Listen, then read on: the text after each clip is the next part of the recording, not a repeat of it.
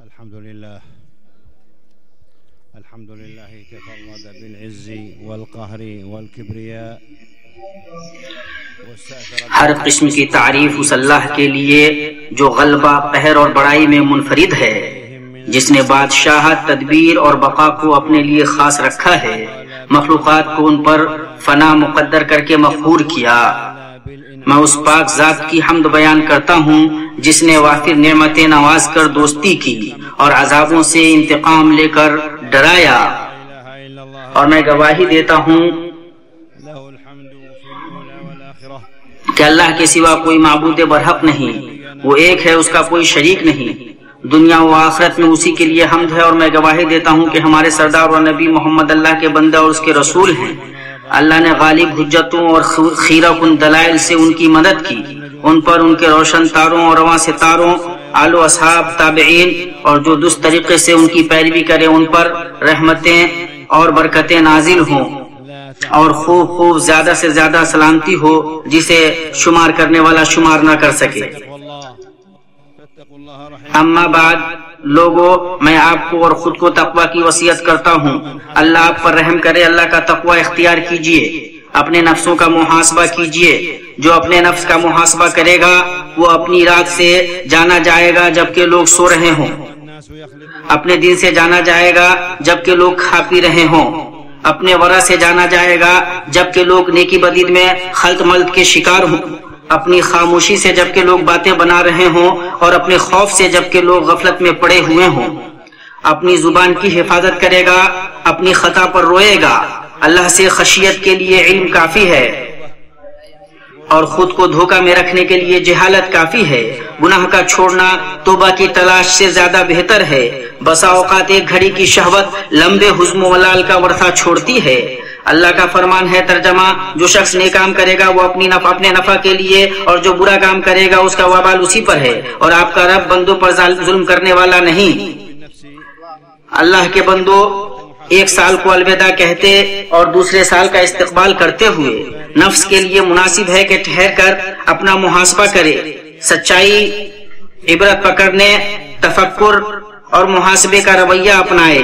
اس لیے کہ جس نے دنیا میں اپنے نفس کا محاسبہ کیا تو آخرت میں اس پر اس کا حساب آسان ہوا، اور جس نے محاسبے میں اہمال سے کام لیا اس کی حسرت دائمی ہوئی اور اس کا انجام برا ہوا.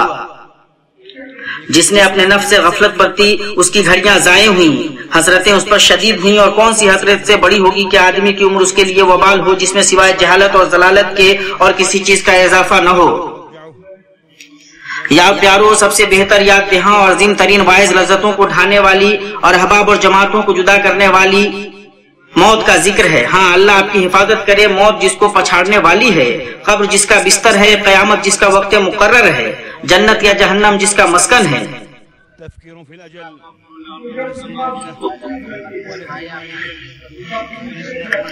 اس کے لیے مناسب ہے کہ وہ صرف انجام کے بارے ہی میں سوچے اور عاقبت ہی کی فکر کرے، کیونکہ قبر ہی ٹھہرنے کی جگہ اور بطن گیتی ہی رہنے کی جگہ ہے. اس لیے اللہ کے بندے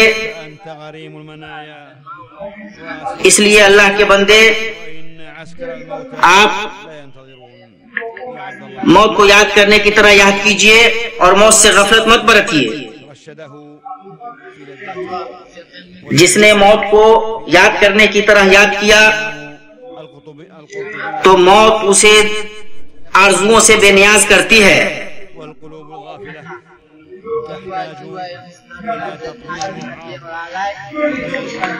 رحمہ اللہ کہتے ہیں، سوئے نفس اور غفلت زدہ دلوں کو واعظوں کی طویل بیانی اور مزین الفاظ کی ضرورت ہوتی ہے، نہیں تو اللہ کے اس قول ہر نفس کو موت کا مزہ چکھنا میں وہ موجود ہے جو سننے والے کو کفایت کرتی ہے اور دیکھنے والے کو مشغول کر دیتی ہے.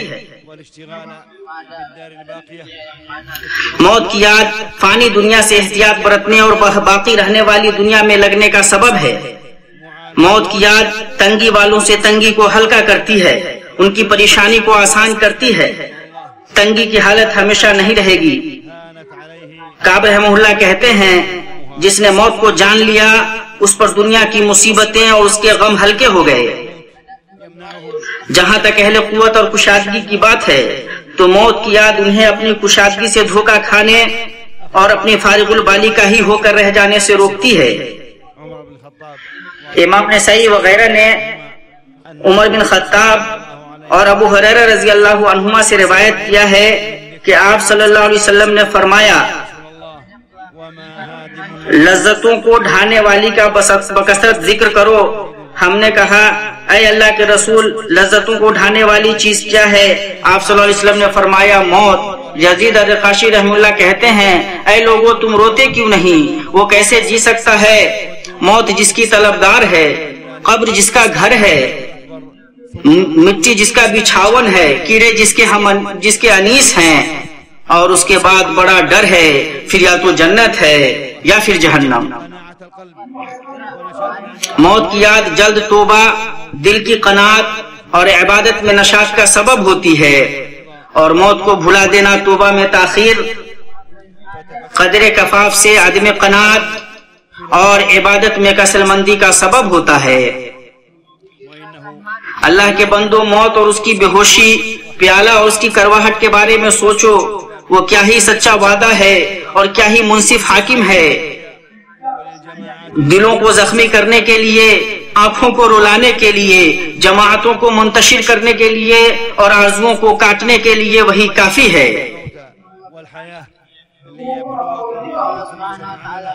سدی رحم اللہ کے اس قول کے بارے میں کہتے ہیں، جس نے موت و حیات کو پیدا کیا کہ تمہیں آزمائے کہ تم میں کون عمل کے اعتبار سے بہتر ہے۔ وہ کہتے ہیں یعنی تم میں کون سب سے زیادہ موت کو یاد کرنے والا، اس کے لیے سب سے اچھی تیاری کرنے والا اور اس سے سب سے زیادہ ڈرنے والا ہے۔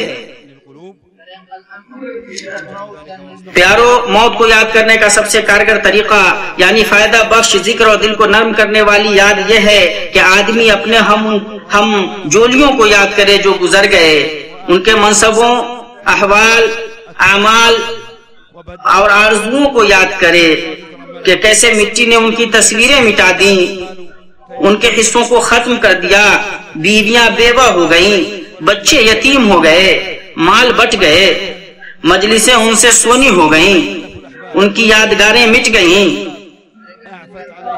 انہوں نے اپنے پیچھے احباب کو چھوڑ دیا، ان کے اسباب منقطع ہو گئے، ان کے آثار محو ہو گئے، گھر ان سے خالی ہو گئے، اور سعادت مند وہی ہے جو دوسروں سے نصیحت پکڑے۔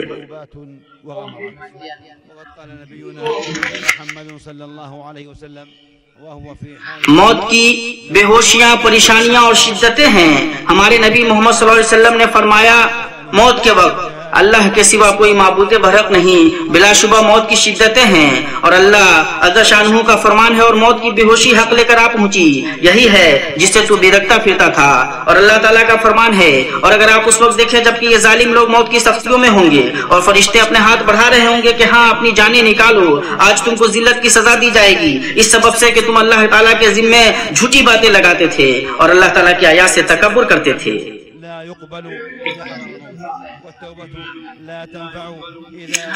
موت جب حاضر ہو جائے تو ایمان قبول نہیں کیا جاتا، اور جب بندہ غرغرے کی کیفیت میں ہو تو توبہ فائدہ نہیں پہنچاتی۔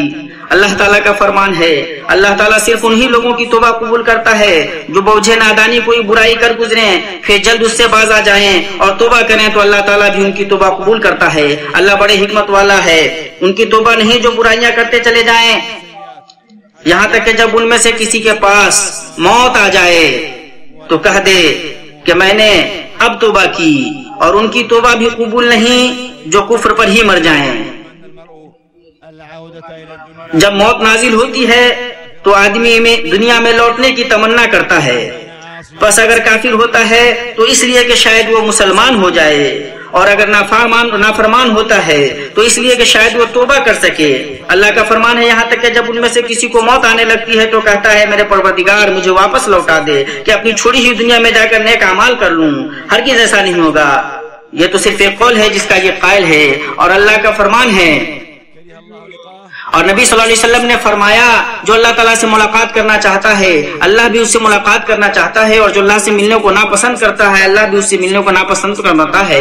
حضرت عائشہ رضی اللہ تعالیٰ عنہا یا اللہ کے نبی صلی اللہ علیہ وسلم کی کسی بیوی نے کہا ہم تو موت کو ناپسند کرتے ہیں، تو آپ صلی اللہ علیہ وسلم نے فرمایا اس کا مطلب وہ نہیں ہے، اس کا مطلب یہ ہے کہ جب مومن کی موت آتی ہے تو اسے اللہ کے رضوان اور اس کے کرم و سخاوت کی خوشخبری دی جاتی ہے، تو اس کے لیے کوئی بھی چیز اس سے زیادہ محبوب نہیں ہوتی جو اس کے آگے ہے۔ وہ اللہ سے ملنا چاہتا ہے اور اللہ بھی اس سے ملنا چاہتا ہے، اور کافر کے پاس جب موت کا وقت آتا ہے اسے اللہ کے عذاب اور اس کی سزا کی بشارت دی جاتی ہے، تو اس کے نزدیک اس کے آگے کی چیز سے کوئی بھی چیز مکروہ نہیں ہوتی۔ وہ اللہ سے نہیں ملنا چاہتا اور اللہ بھی اس کی ملاقات کو ناپسند فرماتا ہے۔ اسے امام بخاری نے روایت کیا ہے۔ نیک جنازہ کہتا ہے مجھے جلدی لے چلو، مجھے جلدی لے چلو، اور جو نیک نہیں ہوتا وہ کہتا ہے ہائے کہاں لے جا رہے ہو۔ اس کی آواز سوائے انسان کے سب سنتے ہیں، اور اگر انسان سن لے تو اس پر غشی طاری ہو جائے۔ اللہ کے بندو، میت کے ساتھ جا کے نہیں کہ عالم میں جو کچھ ہوتا ہے اسے ہم نہیں دیکھتے، لیکن ہم اس کے اثرات دیکھتے ہیں۔ اللہ کا فرمان ہے بس جب کہ روح نرخرے تک پہنچ جائے اور تم اس وقت آنکھوں سے دیکھتے رہو، ہم اس شخص سے بنسبت تمہارے بہت زیادہ قریب ہوتے ہیں لیکن تم دیکھ نہیں سکتے۔ بس اگر تم کسی کے زیر فرمان نہیں اور اس قول میں سچے ہو تو ذرا اس روح کو تو لوٹاؤ۔ اور اہل ایمان جانکاری کے عالم میں اس طرح ہوتے ہیں کہ ان پر فرشتے اترتے ہیں، جیسا کہ مفسرین کی ایک جماعت نے کہا ہے کہ خوف نہ کھاؤ، غم نہ کرو، اور جس جنت کا تم سے وعدہ کیا جاتا تھا اس کی خوشخبری قبول کرو۔ ہم دنیاوی اور اخروی زندگی میں تمہارے دوست ہیں۔ جہاں تک کافروں کی بات ہے، اللہ کی پناہ تو اللہ ان کے بارے میں فرمایا ہے کاش کہ تو دیکھتا جبکہ فرشتے کافروں کی روح قبض کرتے ہیں اور ان کے منہ پر اور سینوں پر مار مارتے ہیں اور کہتے ہیں تم جلنے کا عذاب چکھو۔ حافظ ابن جوزی رحمہ اللہ کہتے ہیں انوکھی ترین چیزوں میں جانکنی کے شکار آدمی کا موت کے وقت فاقہ میں آنا ہے۔ وہ اس طرح متنبع ہوتا ہے جسے بیان نہیں کیا جا سکتا، اس طرح مضطرب ہوتا ہے جس کی کوئی حد نہیں ہوتی، اپنے گزرے ہوئے زمانے پہ کفِ افسوس ملتا ہے اور چاہتا ہے کہ اگر چھوڑا جائے تو تلافی مافات کرے۔ اپنی موت کا جتنا یقین ہوتا ہے اسی کے بقدر اپنی توبہ میں سچا ہوتا ہے، اور مارے افسوس کا ایسا لگتا ہے کہ خود کو موت سے پہلے مار لے گا۔ اس کے بعد اللہ کے بندو یاد رہے کہ موت حتمی ہے، جو کوئی کائنات میں ہے اسے فنا ہونا ہے۔ تیرے رب صاحب جلال و اکرام کی ذات ہی باقی رہنے والی ہے۔ اجل یعنی موت متعین ہے، ایام گنے چنے ہیں، رزقیں تقسیم کی جا چکی ہیں۔ اللہ کسی چیز کو اس کے اجل یعنی وقت مقرر سے پہلے نہیں کرے گا اور کسی چیز کو وقت موت سے مؤخر نہیں کرے گا۔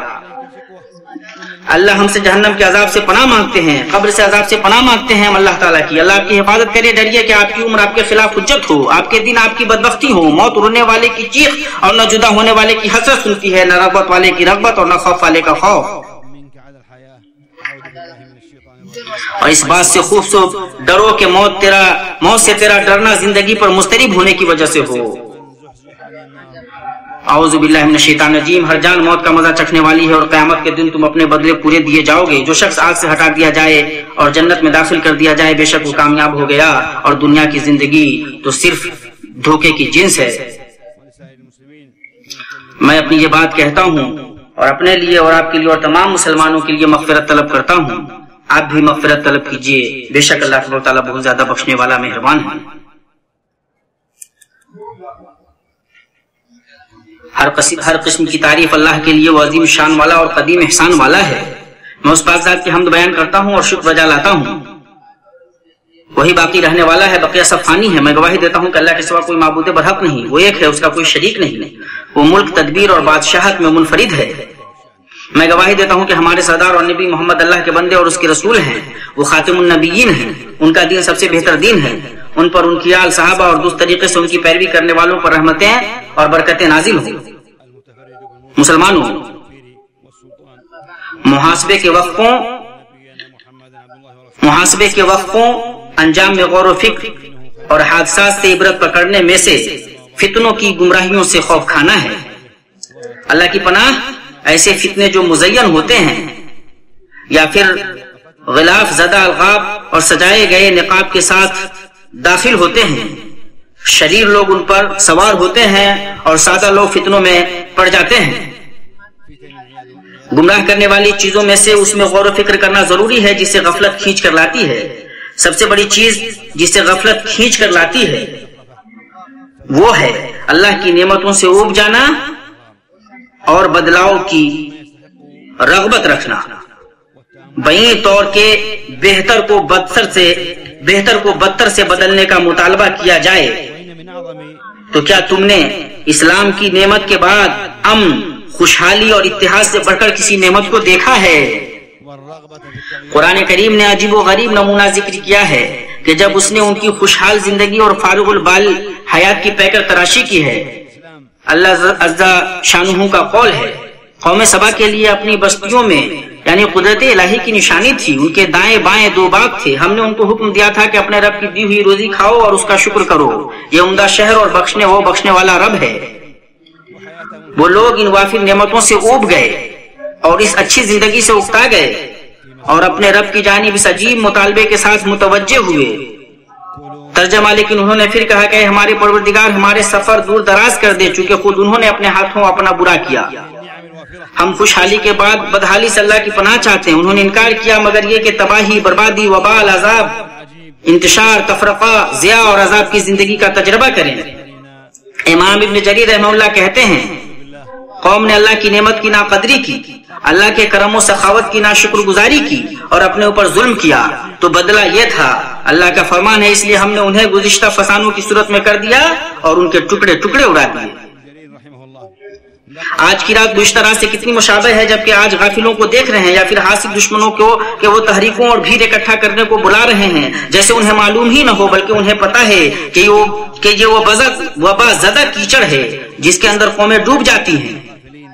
उसमें वबाएं और बीमारियां बहुत हैं, इसके अंदर गुमराहियों और बुराइयों के बहुत से कुशादा दरवाजा खुलते हैं। उस आदमी के पास कौन सी अक्ल है जो इसलिए पुकार लगाता है कि अपने घर को ढाए और फिर उसके बाद जमीन का बिछावन बनाए, आसमान को लिहाफ बनाए और चचल मैदान में जिए? क्या कोई अक्लमंद होगा जो अपने कपड़े उतारे कि अपनी शर्मगाह दिखाए और लोगों के सामने उसकी शर्मगाह खुल जाए? कोई अक्लमंद नेमतों के खत्म होने की कोशिश कैसे कर सकता है कि उसके बदले सजाएं और अजाब उतर जाएं? ये वो दावतें हैं जो फसाद फैलाने, जमात और इमामत के खिलाफ बगावत और अहले हुकूमत से हुकूमत के सिलसिले में लड़ने पर कायम हैं, और ये चीजें हमारे दीन में आधे कलमे से भी जायज नहीं। किसी सही इंसान के लिए मुमकिन नहीं कि वो अपने घर को खराब करने, अपने वतन को तोड़ने फोड़ने, अपने हयाल को मुंतशिर करने और अपनी जानो आबरू को खतरे के सामने पेश करने की कोशिश करे।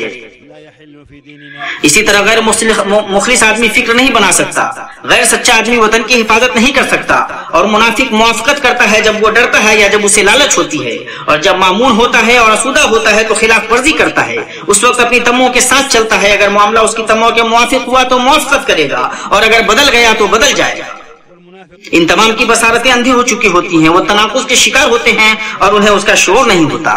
जहां तक सलीम फितरत, सीधी अक्ल, नेमत के शुक्रगुजार और फितरों से भागने वाले लोगों के रास्तों की बात है, तो वो उसका इल्तिजाम करते हैं जिसे शरीयत मुत्तहरा लेकर आई है और जिससे निसूसे किताब व सुन्नत भरे पड़े हैं, जैसे इत्तिहाद, तर्क फिरका पसंदी, तर्क ज़िया के कलमा मुत्तहिद रहे और फितने का दरवाजा बंद रहे।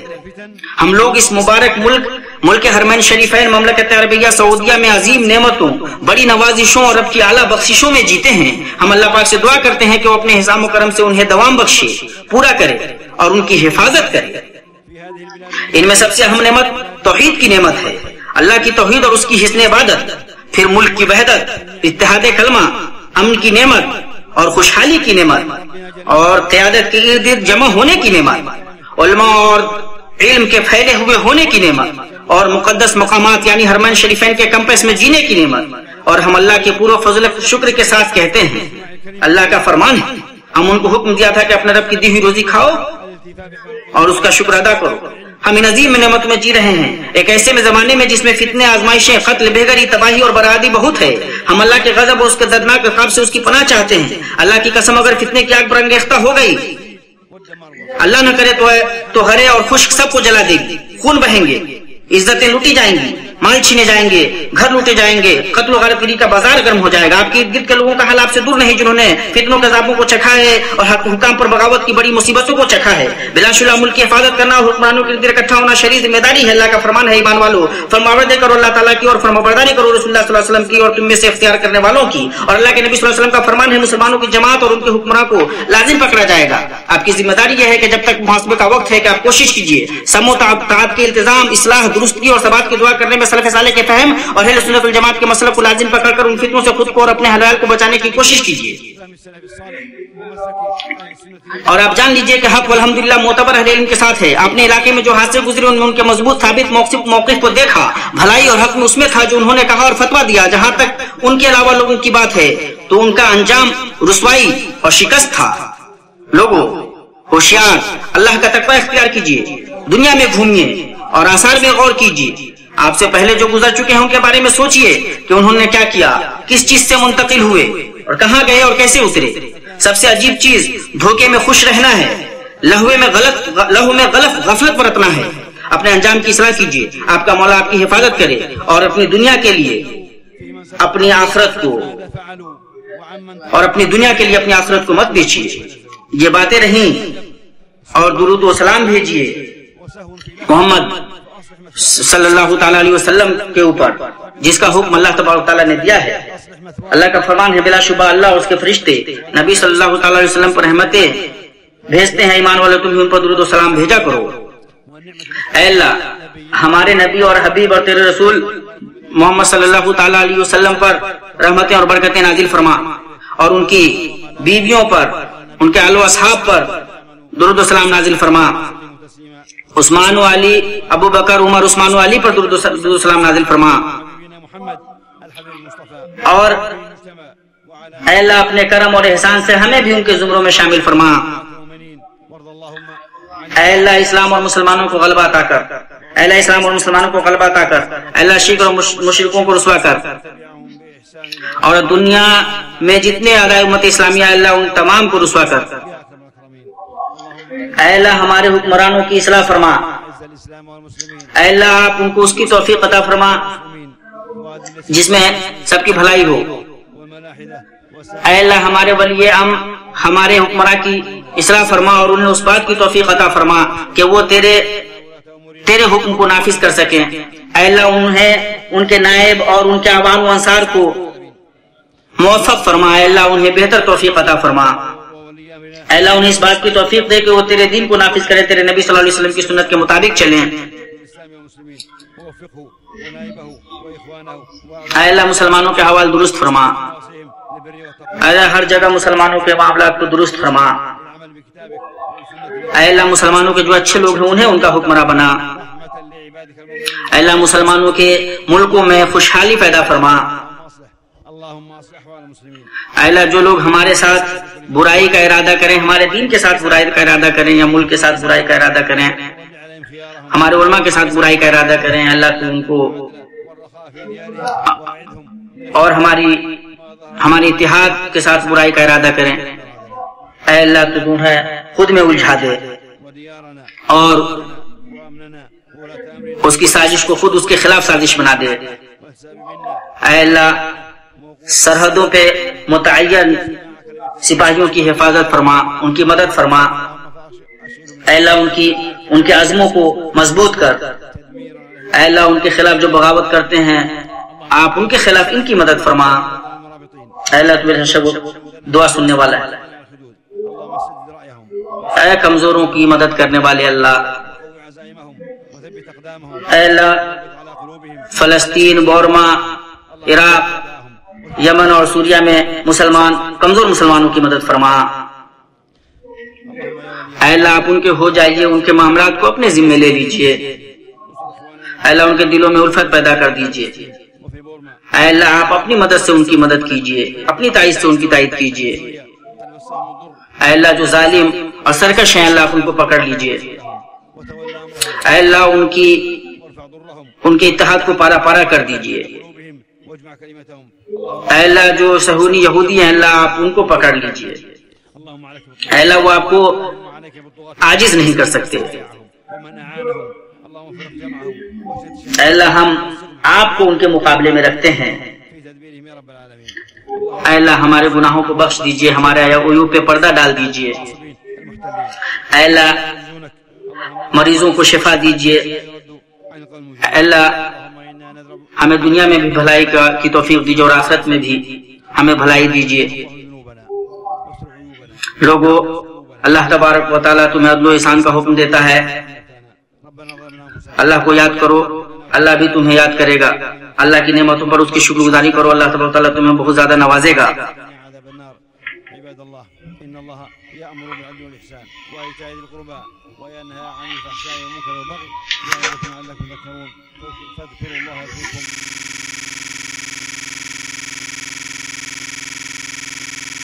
إن الله وملائكته يصلون على النبي يا أيها الذين آمنوا صلوا عليه وسلموا تسليما.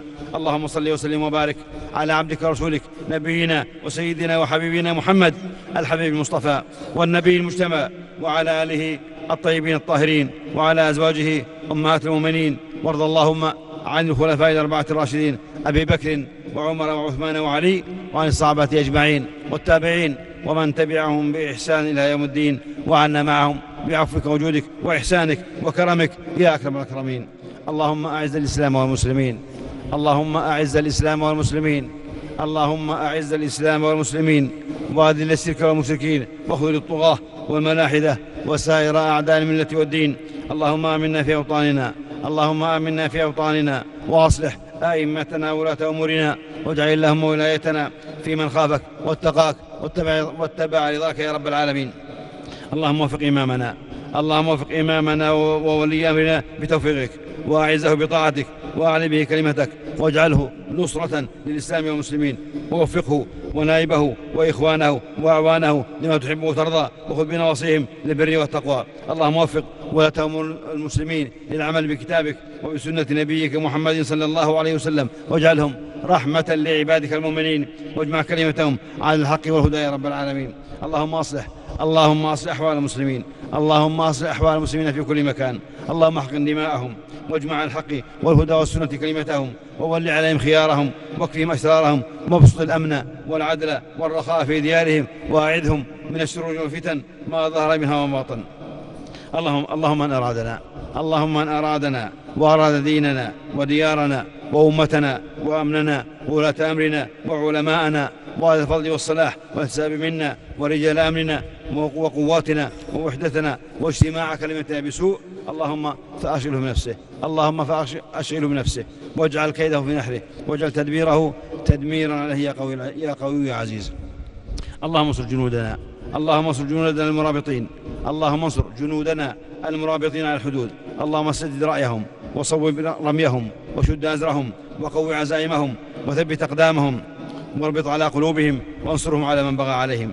اللهم ارحم شهداءهم واشف جرحاهم واحفظهم في أهلهم وذرياتهم إنك سميع الدعاء. اللهم يا ولي المؤمنين ويا ناصر المستضعفين انصر إخواننا المستضعفين المظلومين في فلسطين وفي بورما وفي أفريقيا الوسطى وفي ليبيا وفي العراق وفي اليمن وفي سوريا قد مسهم الضر وحل بهم الكرب واشتد عليهم الأمر.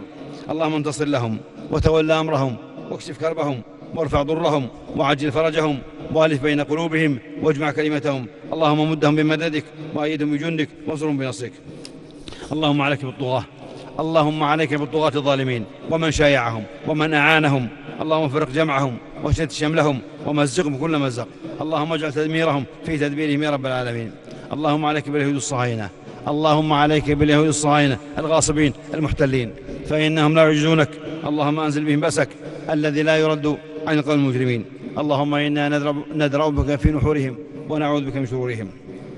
اللهم اغفر ذنوبنا واستر عيوبنا ونفس كروبنا وعاف مبتلانا واشف مرضانا وارحم موتانا. ربنا ظلمنا أنفسنا وإن لم تغفر لنا وترحمنا لنكونن من الخاسرين. ربنا آتنا في الدنيا حسنة وفي الآخرة حسنة وقنا عذاب النار.